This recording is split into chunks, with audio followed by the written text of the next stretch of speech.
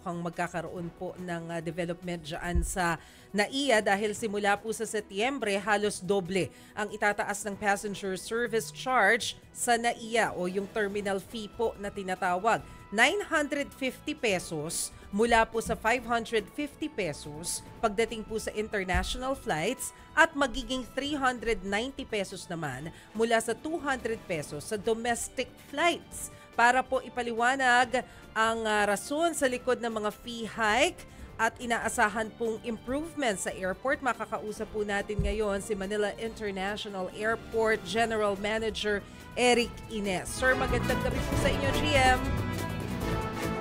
Good evening, pero medyo hindi ko kayo marinig. Please, thank you. Opo. Hello, malinaw na po, sir? Hindi masyado. Medyo hindi ko kayo masyado marinig. Okay, so re-reconnect kami ha, sir. Ayusin po na... Ano ba? Ayusin natin yung linya. Hindi daw Yes, masyadong yes. marinig ni... Sayang naman.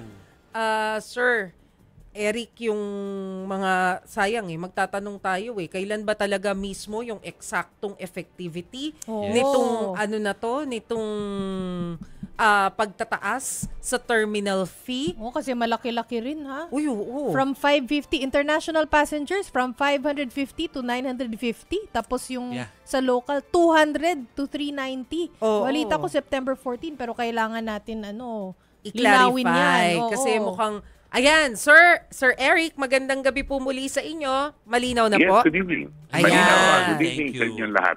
Opo. Sir, paki-inform nga po kami kailan nga po yung eksaktong petsa sa September ipapatupad ito pong pagtataas ng terminal fee? Yes, magtataas tayo ng terminal fee sa September 14. Kung di ako nagkakamali, tama yung date. September 14 yung first year anniversary ng pagpa-privatize ng airport. Okay. Pero sir, syempre ang karaniwang nasa isip po ng mga passenger dyan sa airport magtataas ng terminal fee. Para saan po ba ito?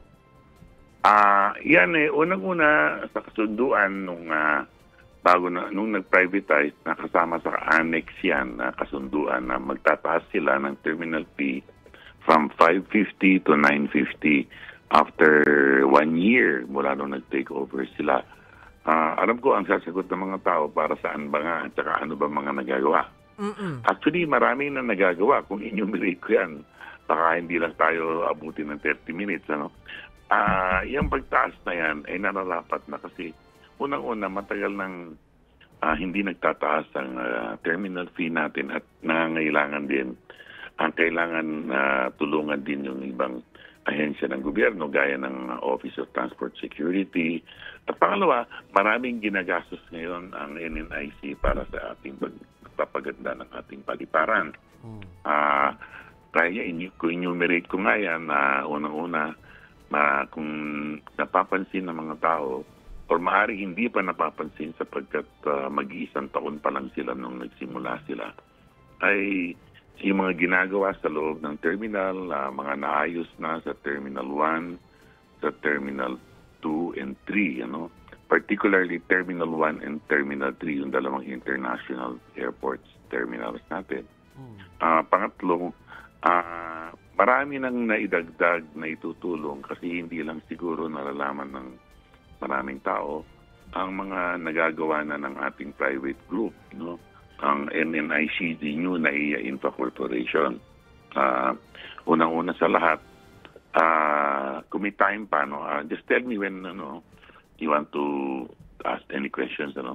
Bago pa kami nag-turn over nung September 14, 2024, nagpirmahan pa kami ng agreement with the government, ang San Miguel, which they call themselves the new NAIA Infra Corporation, noong March 18, 2024 because they won the bid, Tapos, kasama sa bid na yan, may mga annexes yan na eventually magtataas ng mga rates kasi yan ay kasama sa mga napag-agrian natin sa kanila na pumirma naman sila.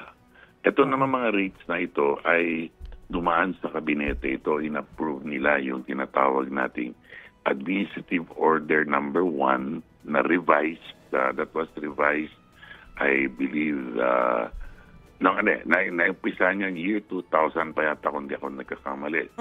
Na-revise yan noong September 4. Ang kabinete po ang nag-revise niyan. Pero sir, opo, base po dun sa nilagdaan po ninyo na agreement with NNIC, tuwing kailan po kailangang i-review para magkaroon ng adjustment sa terminal fee? Ang pagkakaalam ko, magre-review ulit yan after mga 5 years, yung terminal fee. Pero may pero diyan, yung kasalukuyan, in fact, katotohanan yan, bago pa nag-turn over ang airport, tinurn over natin sa NNIC. Nung last year, if you remember, nung July, nagsimula na kagad ang NNIC na magtrabaho sa airport without even the formal turnover. In fact, one of those na talagang medyo maganda na ginawa ng NNIC ay pinaganda nila ng todo yung ating OFW lounge kasi yun ang instruksyon ng ating mahal na Pangulo at pinagpatuloy at pinatapos kagad niya nung July pa last year. Yun ay isang lounge na naka-locate sa Terminal 3 at yun ay libre sa mga OFW natin. Pagkatapos nung napaupo na si Secretary Vince Tison, ating mahal na Secretary ng Transport, at saka NNIC ay pinilit nila at pinapabol nila ang Manila International Airport na gumawa pa ng isang special lane, immigration at saka security counter na for OFWs na ginagamit na. Ito ay tinapos namin nung mga February this year, no? So, kung mapapansin nyo sa Terminal 3, may magandang lounge doon na ginawa ng NNIC. Tapos pinagtulungan namin na merong annex ng immigration na tuloy-tuloy yung ating OFW. Ilang metro lang mula doon sa lounge, no? Yun na yung security check nila, final security check. Yun na rin yung immigration, nandoon na. Tapos yun na yung boarding gate. Ganon kabilis. At katabi nun yung government services counters. Marami yun. Ngayon, aside from that, that's only part of Terminal 3. Yung isa pang OFW na naginawa na nung pag-upo ko nung January of 2024, no? Or about that time, no? Tapos na yung Terminal 1. Pero mas pinaganda ngayon ng NNIC.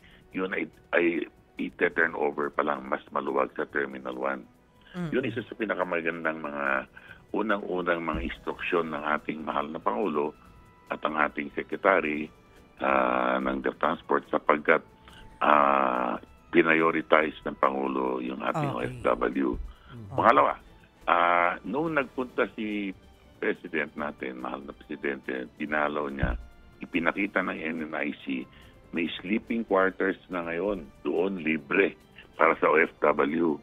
So if you arrive there 6 hours prior to your departure time, pwede ka pang matulog doon ng libre, separate ang female at male. Merong kwarto doon na tulugan na good for 12 ang female, good for 12 din ang male. May sariling shower yun, may massage pa doon, ano? So lahat yun, talagang binigyan nila. That's only one, no? Only one. Sir, mawalang galang na baka po kasi maubusan tayo ng oras. So, naintindihan po namin yung improvements for OFWs, pero para po dun sa mga ordinary passengers. Okay, here's the one. Aside from that, among other things, tuloy-tuloy ang pag-renovate at pag-repair ng mga terminals, no? One, of course, is maininag dyan yung maliban sa mga dagdag ng mga silya, inaayos yung mga ibang mga facilities doon, ayusin yung mga bridges, boarding bridges, inaayos na ngayon at sinisimulan na rin gawin yung Terminal 4. Yun yung magiging domestic terminal. Di ba, naalala nyo, wala na yung old Terminal 4 doon sa Old Mia? Wala na yun. Gagawin na ngayon, siguro in about 2 weeks from now, mag-i-start na yung Terminal 4 that will be in between Terminal 1 and Terminal 2, if you can imagine that location, ano? Yan ay para domestic. Ngayon, dinadagdag na rin na level up na, wala na yung Filipino, wala na rin yung Philippine Village Hotel, at gagawin na at sinimulan na i-level up yung ground for building the Terminal 5, panibagong terminal. Aside from that, marami pang pagbabagong ginawa. Kung mapapansin ninyo, may mga renovation. But the most important thing na bilin na ating mahal na Pangulo at ang ating Secretary ay yung by December, magkakaroon na tayo ng tinatawag na electronic gates. We are trying to go biometric. And we probably putting that up probably by December ang unang start natin. Nagsimula na rin ang passenger processing. Bakit kamo? Sapagkat ito, napapansin natin, hindi naman talaga nauubusan ng pila sa mga immigration counters lalo na pag peak time, no? Lahat naman halos ng airport, but we will try to look for a way wherein makaganda sapagkat medyo nahuhuli naman tayo sa mga ibang airports sa region. Oo nga. And even the whole world, no? So, in fact, well, I would like to say na parang sinisimulan natin yung biometrics. Okay. In fact, naka-assign na-awardan na sa isang US company yung tinatawag natin passenger processing. Ginagawa ng isang malaking kumpanya ngayon, yung Collins, no? At ngayon, in-award na rin yung ating automatic e-gates, electronic gates on both arrival and departure.